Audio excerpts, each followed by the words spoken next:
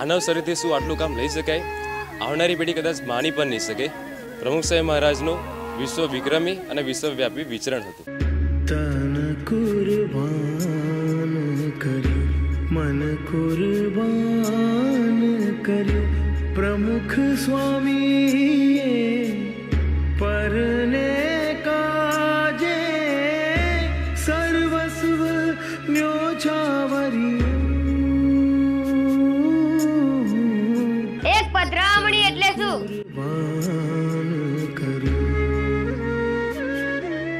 પોતાના થાકની નહીં, ભાવિકોના સંતોષની જ સ્વામીજીને ચિંતા રહી. સ્વામીશ્રી ફક્ત ઘરના આંગણે નહીં, હૃદયના ઊંડાણે પહોંચ્યા હતા.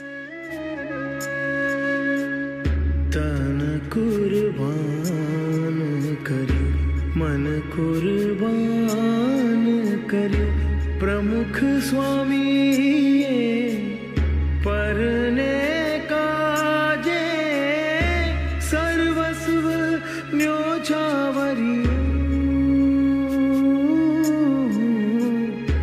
તન કુરબાન કર્યું. એક મુલાકાત એટલે શું?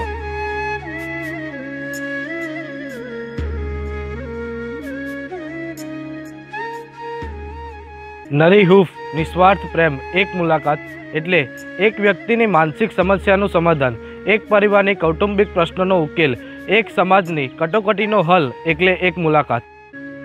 તન કુરબાન કર્યું, મન કુરબાન કર્યું, પ્રમુખ સ્વામીએ પરને કાજે સર્વસ્વ મ્યોછાવર્યું. તન કુરબાન કર્યું. બીજાના સુખમાં આપણું સુખ, બીજાના ભલામાં આપણું ભલું, એ જ જીવનમાં. લોક કલ્યાણનો વિરાટ સંકલ્પ. સ્વામીશ્રી એટલે પરહિતની પરિભાષા, પુરુષાર્થની પરાકાષ્ઠા. એમણે સમય કદી જોયો નથી, ભેદભાવ સ્વીકાર્યા નહીં, તુઓને ગણકારી નહીં, શરીરની પરવા કરી નહીં. પરોપકારના યજ્ઞમાં સ્વામીશ્રીએ સ્વની આહુતિ અર્પી દીધી. કલ્પનાતીત હતું બ્રહ્મ સ્વરૂપ પ્રમુખ સ્વામી મહારાજનું જીવન. તેઓના જીવન ચરિત્રને માણવાનો અવસર એટલે પ્રમુખ ચરિતમ પારાયણ, જેનો લાભ આપશે પૂજ્ય નારાયણ ચરણ સ્વામી.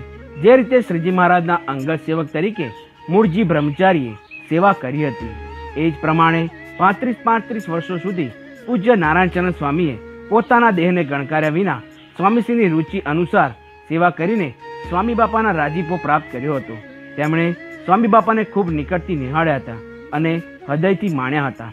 તે તેમની ભાવમીઓ જણાવશે પારાયણ દ્વારા. આ કથા શ્રવણ સૌ કોઈના જીવનમાં અનેરી સુવાસ મહેકાવી બ્રહ્માનંદનો અનુભવ કરાવશે. તો આપ સૌને આ પારાયણમાં પધારવા અમારું ભાવભીનું આમંત્રણ છે.